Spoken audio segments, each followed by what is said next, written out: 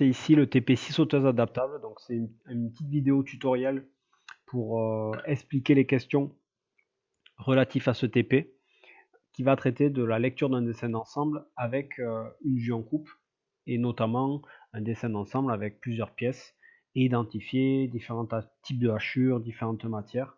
Donc le système que l'on va étudier, c'est une scie sauteuse adaptable. Donc c'est pas un système très courant et c'est pas un système qui est très utilisé, mais ce système est très riche pour les activités de coupe avec différentes pièces, mais il reste relativement facile à comprendre pour son fonctionnement. Donc le concept, c'est de passer d'une perceuse classique avec ici, bon, c'est appelé arbre de sortie, mais pour notre système, c'est bien l'entrée. Donc avec cet arbre qui va transformer la rotation en mouvement de translation rectiligne. Donc ici, si on regarde la vidéo, on comprend tout de suite que l'arbre en rouge, le vilebrequin, va créer une translation rectiligne de la scie et qui va permettre de découper nos matières. Vous avez également, quand on voit la pièce jaune avec le ressort, un système d'amortisseur qui va permettre d'amortir les chocs. Normalement, cette vidéo doit permettre rapidement de comprendre les questions et pouvoir réaliser le TP sans trop de problèmes, avec un maximum d'autonomie. Toutefois, si ce TP ou cette vidéo vous la regardez en classe, n'oubliez pas que vous avez accès au modèle volumique, au modèle SolidWorks de la scie sauteuse. Donc je passe directement aux questions pour faire une vidéo pas trop longue et éviter de faire beaucoup de blabla inutile. Donc la première question de votre TP va être relative, et c'est la question la plus intéressante, au repérage des différentes pièces dans une vue en coupe. Donc vous avez dans votre TP, vous avez normalement la feuille papier, la nomenclature, et vous avez le dessin d'ensemble. Donc dans ce dessin d'ensemble, ce qui va nous intéresser, ce que vous devez identifier, c'est colorier les pièces en fonction des numéros et de leurs repères. Donc les repères, je vous rappelle, c'est les numéros que vous avez dans les bulles.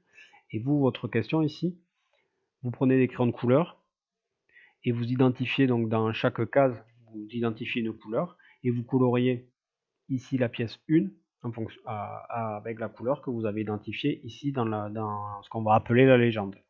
Donc les pièges à éviter, c'est colorier par exemple ici, vous voyez la pièce 1, on a tendance à croire que la pièce 1, c'est uniquement cette petite zone ici.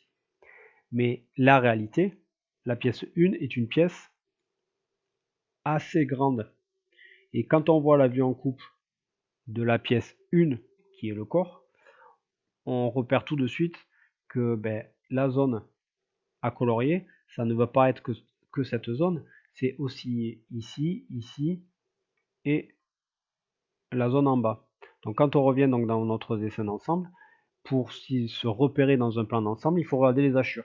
Vu que la pièce est coupée, on va hachurer la matière coupée et vous allez repérer normalement les hachures qui sont identiques. Donc ici on voit clairement une hachure avec deux traits rapprochés, avec une orientation à 45 degrés, mais on peut voir que ici aussi vous avez ce même type de hachure, ici aussi, etc.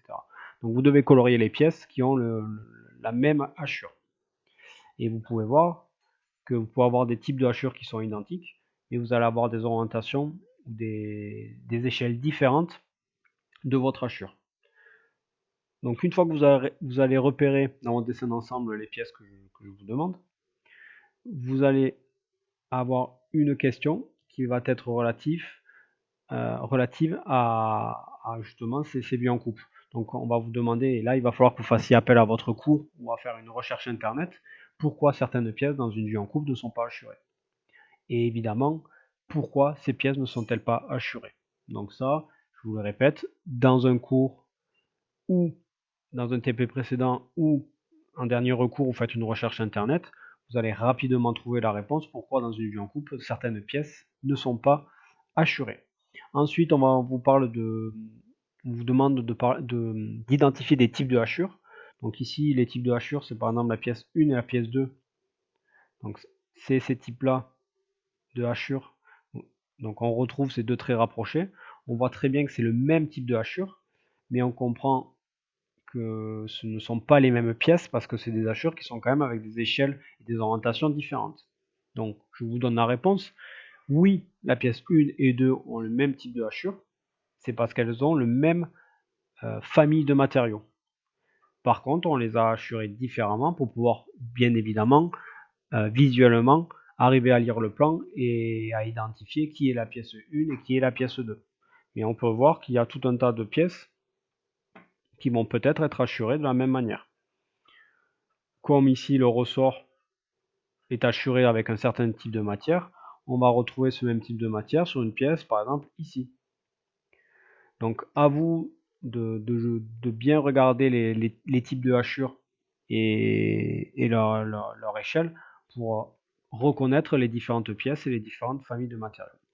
La question ici de la fin de la page 2, ce qu'on appelle une coupe partielle. Donc ici,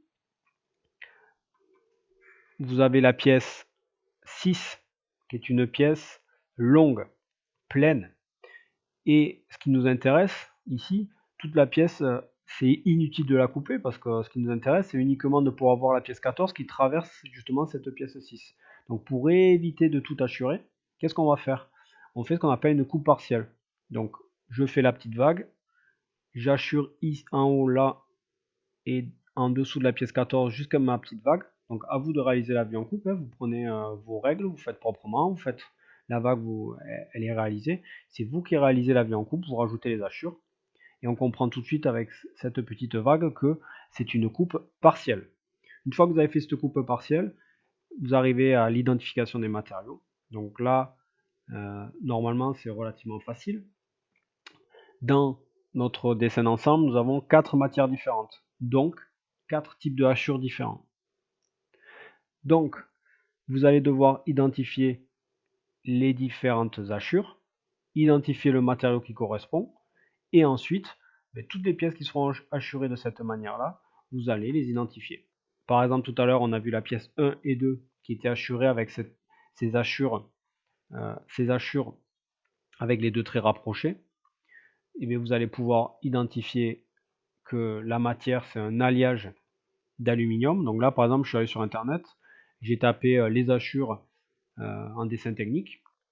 Premier cours sur lequel je suis tombé, j'ai eu les hachures. Donc les hachures, ce sont des choses qu'on peut retrouver facilement sur Internet. Normalement, vous l'avez aussi dans votre cours.